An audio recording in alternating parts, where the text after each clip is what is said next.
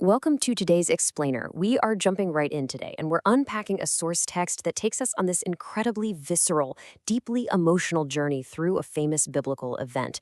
As you'll see, it's not just some ancient story. It is a fascinating, raw reflection of human psychology, our own expectations, and really what happens when everything we thought we understood about our lives just suddenly flips upside down. Now, to really grasp the gravity of this text, I want to start by asking you a question. What was the one thing that defined a truly great theme park back in the day? Before all the massive movie franchises and crazy high-tech VR rides took over. It was the roller coaster. And for me, growing up, that was the infamous atomic coaster at the old Dreamland Park. It definitely wasn't the tallest, but it had this one mechanism that made it absolutely terrifying. Okay, so picture this. Here's how the atomic coaster actually worked. It would pull you up this almost 90-degree incline until you saw the very end of the track, and then it would just stop. You'd literally be left hanging there, staring at the sky for this agonizing 10 seconds. And just when you felt like you couldn't take the suspense anymore, snap. You'd hear this loud mechanical release, and suddenly you're plummeting backwards at breakneck speed. That sickening weightless drop where your stomach just leaps right into your throat, that sudden plunge perfectly mirrors the sudden drops we experience in our own lives. All right, let's dive into Section 1, Life as a Roller Coaster. Our source text suggests that our lives, and really our faith journeys, mimic this exact terrifying ride. We experience these unbelievable highs, only to hear that snap and plunge into illness, heartbreak, or what the text defines as spiritual burnout. It's that sudden sensation of plummeting into despair when life's expectations are abruptly unmet. And what's crucial here is that the source frames this not as a personal failure, but as a completely universal human experience. To see this in action, we can actually look at someone who experienced this exact kind of drop. Section 2. The Peak. Feeding 5,000. Let's move to the narrative in John 6 and see how this builds. The story begins at the absolute peak of the coaster for Jesus. On day 1, he performs a massive miracle, feeding 5,000 people. And the sequence of events that follows is just dizzying. That night, his popularity is so intense, he literally has to escape by boat to Capernaum. By day 2, the mesmerizing crowd tracks him down.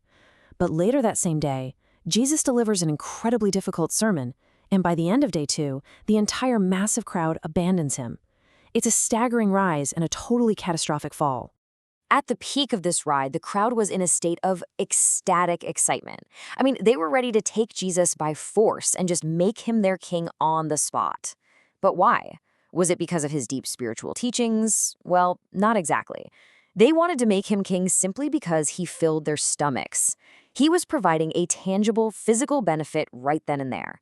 They basically wanted a transactional king who could guarantee an endless supply of physical bread. Moving to Section 3, the bread stops, plunging down. So, the coaster reaches the very end of the track. The bread stops, Jesus challenges their motives, and you can almost hear that terrifying snap as the drop begins. Now, what's really interesting here is the stark contrast.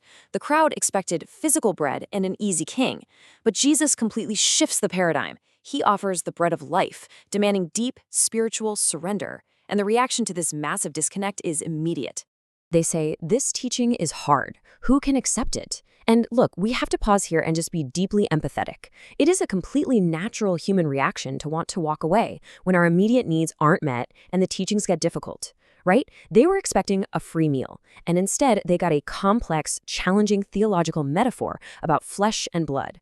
Without the context of the Last Supper or the crucifixion, which obviously hadn't happened yet, this was a deeply, deeply confusing moment. And so, the devastating drop happens. The text tells us that from this moment on, many of his disciples turned back and no longer followed him. The bread stops, and the massive crowd turns their backs and leaves forever.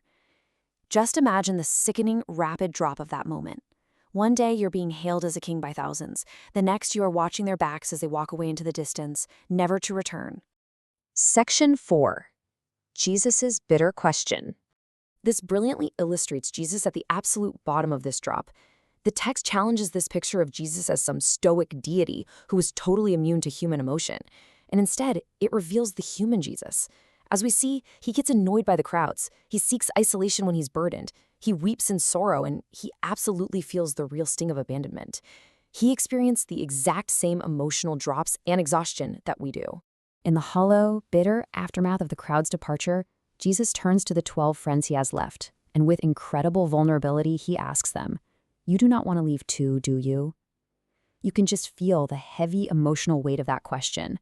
It's the voice of someone sitting at the very bottom of the roller coaster track, looking at the few people remaining, wondering if they're about to jump off the ride too. Finally, Section 5, Staying on the Rails. Which brings us to the core question of this whole narrative. How do we actually survive these sudden drops when our expectations aren't met? Well, we find the text solution in Peter's response to Jesus' heartbreaking question. He says, "Lord, to whom shall we go? You have the words of eternal life." Notice what Peter doesn't say. He doesn't say, "Lord, I perfectly understand your difficult theology about flesh and blood." He didn't understand it yet, but he faithfully chose to stay on the ride anyway.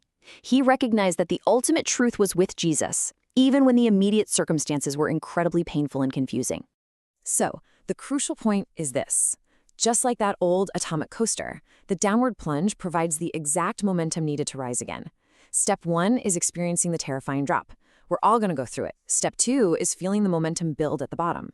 But step 3, rising again, only happens because you stayed on the track. If Peter and the 12 had jumped off when the crowd did, they never would have seen the resurrection. They never would have understood what the flesh and blood truly meant. They had to stay on the rails. The ultimate takeaway from this narrative is that going down is not a failure. It is simply part of the ride. The only real danger isn't the drop itself, but jumping off the tracks when life gets hard. And it leaves us with a really provocative question to ask ourselves. When the sudden drop happens in your life, will you jump off? Or will you stay on the rails and let that very momentum carry you back up?